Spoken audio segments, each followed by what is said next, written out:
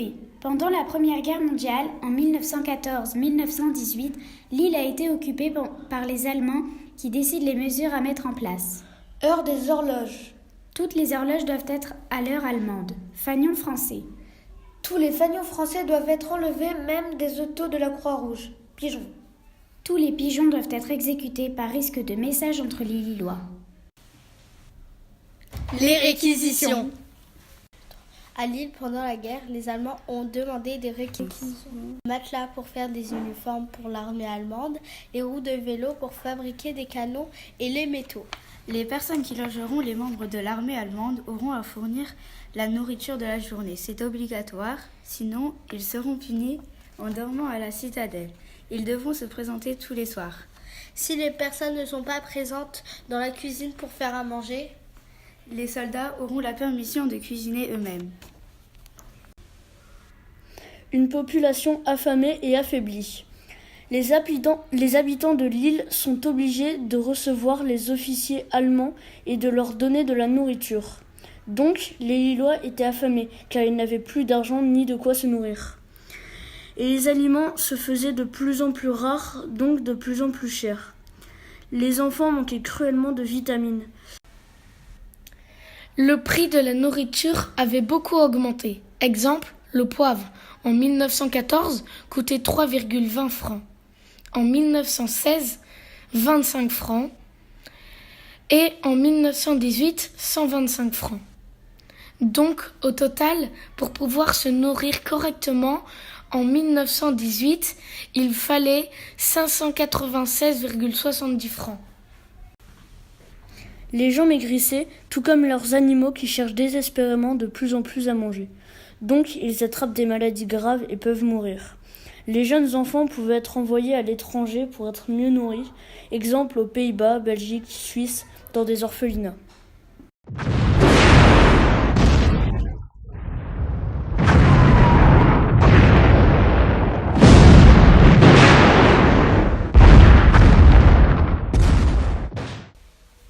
Ville bombardée. Il y a eu plusieurs bombardements, car les Allemands ont envahi le nord de la France.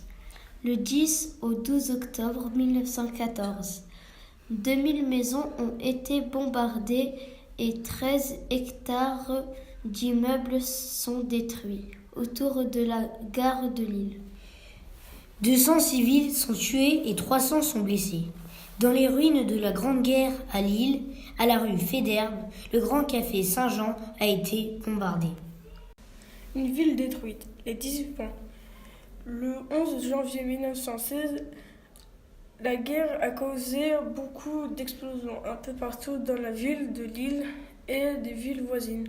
À cause des bombardements, plusieurs personnes blessées ont perdu leur maison, aussi beaucoup de morts à cause des bombardements.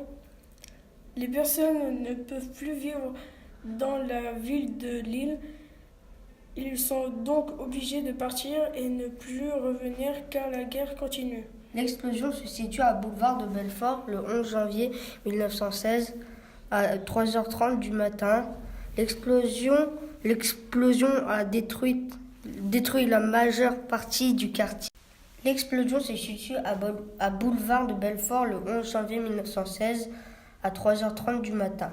L'explosion d'une usine de munitions a détruit la majeure partie du quartier de Moulins.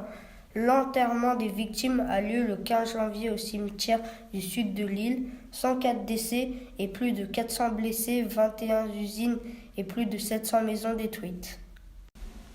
L'hôtel de ville de Lille. L'hôtel de ville de Lille a été construit en 1859 par l'architecte Banvignol. Le palais vaut 2 millions de francs. Il appartient au duc de Bourgogne. Sa superficie est de 4012 mètres carrés. L'hôtel de ville en feu. Le dimanche 25 avril 1916 à 9h35, on a retrouvé un meuble en feu au milieu d'une pièce. Les employés ont essayé d'éteindre le feu avec des extincteurs, mais le feu s'est propagé. À cause de la suppression téléphonique que les Allemands ont mis en place, ils n'ont pas pu appeler les pompiers, donc le bâtiment a pris feu. Ils ont essayé de sauver quelques archives, D'autres archives ont été sauvées car ils étaient renfermés dans des caves de ciment par précaution de catastrophe.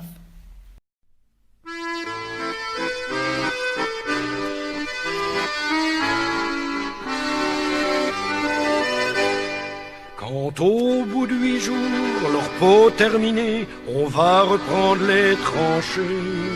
Notre place est si utile que sans nous on prend la pile. Mais c'est bien fini, on en a assez, personne ne veut plus marcher. Et le cœur bien gros, comme dans un sanglot, on dit adieu au ciblot. Même sans tambour, même sans trompette, on s'en va là-haut en baissant la tête. Adieu la vie, adieu l'amour, adieu toutes les femmes.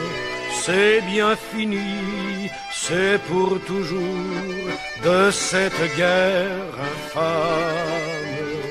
C'est à Craonne, sur le plateau, qu'on doit laisser sa peau. Car nous sommes tous condamnés, nous sommes les sacrifiés.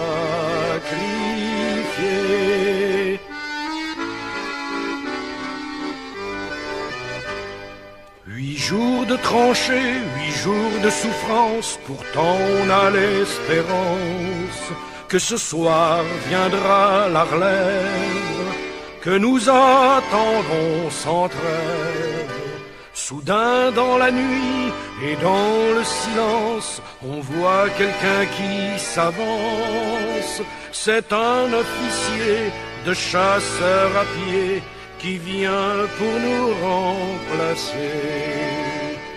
Doucement dans l'ombre, sous la pluie qui tombe, les petits chasseurs vont chercher leur tombe. Adieu la vie, adieu l'amour, adieu toutes les femmes. C'est bien fini, c'est pour toujours de cette guerre infâme. C'est à Craonne, sur le plateau, qu'on doit laisser sa peau. Car nous sommes tous condamnés, nous sommes les sacrifiés.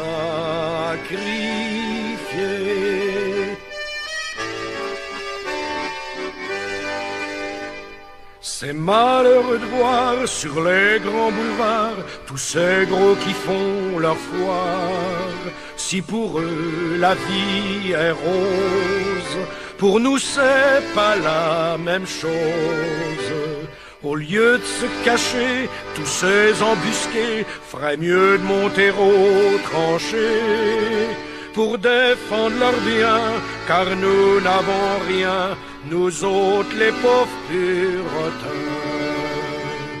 Tous les camarades sont enterrés là pour défendre les biens de ces messieurs-là. Ceux qu'ont le pognon, ceux-là reviendront, car c'est pour eux qu'on crève. Mais c'est fini, car les troufions vont tous se mettre en grève. Ce sera votre tour, messieurs les gros, montez sur le plateau. Car si vous voulez faire la guerre, payez-la de votre